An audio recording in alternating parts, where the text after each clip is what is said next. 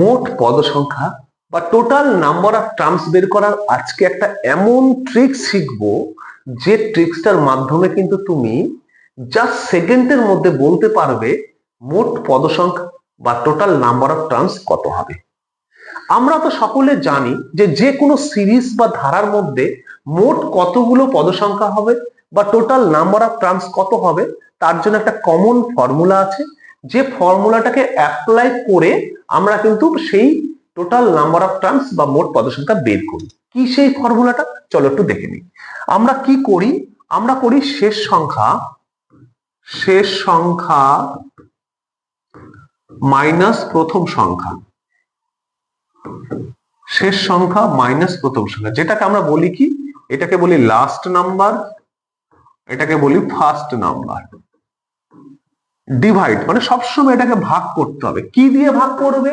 ওই যে সিরিজ বা ধারাটা, মানে ওখানে যে সংখ্যাগুলো পর পর পর পর যাচ্ছে তাদের মধ্যে যে কোনো দুটো নাম্বারের ডিফারেন্স বা যে কোনো দুটো সংখ্যার পার্থক্য, মানে আমরা এখানে কি করব, পার্থক্য দিয়ে ডিভাইড বা ভাগ করব বা ডিফারেন্স। এই ডিফারেন্স এটা করার পর কি করব, এদের সঙ্গে +1 করে দেব।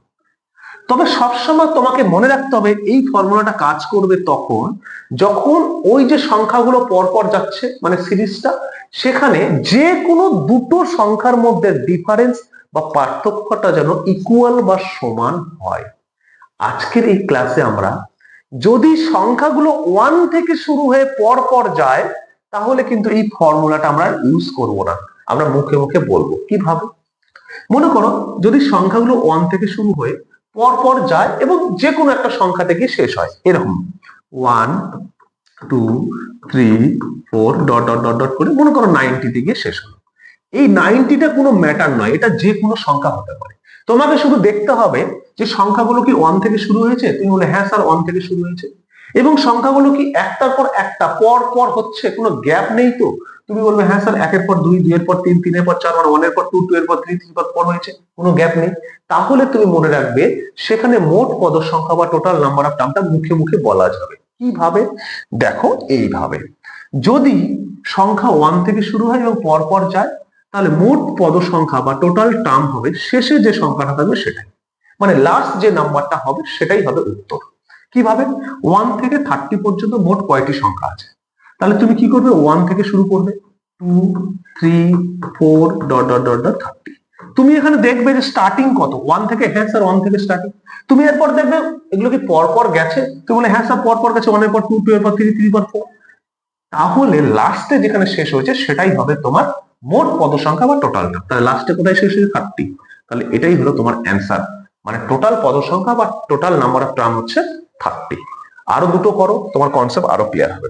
দেখো এখানে বলেছে কি 1 থেকে 590 পর্যন্ত মোট কতগুলো সংখ্যা আছে, 1 থেকে বলেছে, তাহলে 1 থেকে 2 3 4 ডট ডট ডট করতে 590।